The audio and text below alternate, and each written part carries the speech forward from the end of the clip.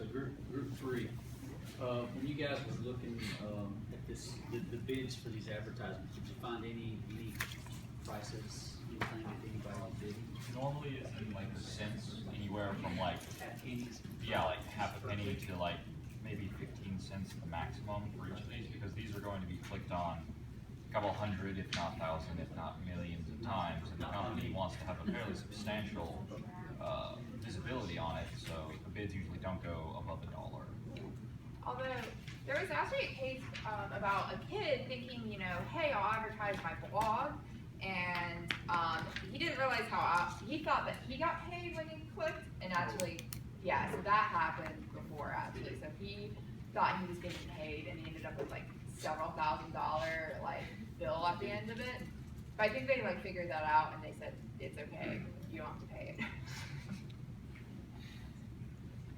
Group one, for example, let's take Google. There's always advertisements at first. Who takes the first link, for example? The one that pays the most. Not necessarily. It Well- is, so that was my sentence. So it's determined by the generalized balance algorithm. It's a combination of who paid what a company paid for each bid that they have placed, along with a determination of what percentage of their overall budget has already been used. And then they can also throw in what the probability of that it will be clicked and that they will make a profit in the future if they want to make it extremely accurate, but they usually just ignore that because it's kind of a waste of processing power because it doesn't determine that much. And then it's just whenever a company runs out of budget, their ad goes down and the next set of groups is up there. Thank you. Questions?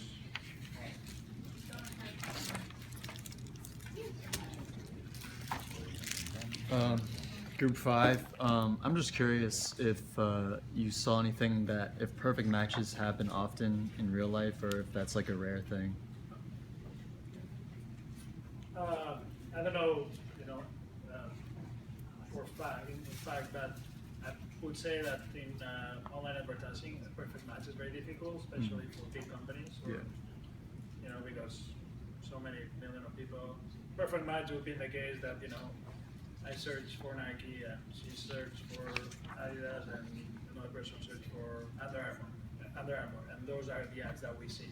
So, perfect match would be very difficult, but the maximal match is what, Google AdWords strive for. Couple more questions of those groups?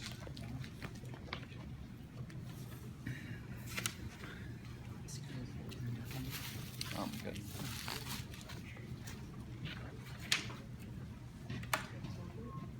Other questions, group 6? What groups have started? Two groups in the back. Did running the program at all blow up your computer, or did it take a relatively short time? Well, it actually finished, and then it kind of just didn't terminate properly. So I just stopped it, because it finished right now. But I have 16 gigs of RAM, so that helps.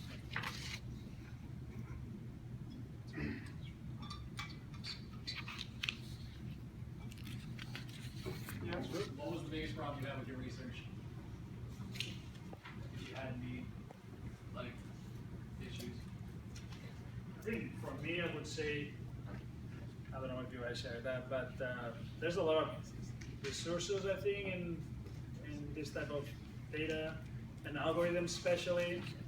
I believe some algorithms are used for multiple things, so sometimes I found that, one place only says that this algorithm is used for maximal matching, and then some other place says that another algorithm is used for maximal matching. So I guess those algorithms are pretty similar with each other, and therefore, the sources sometimes are a little bit confusing there.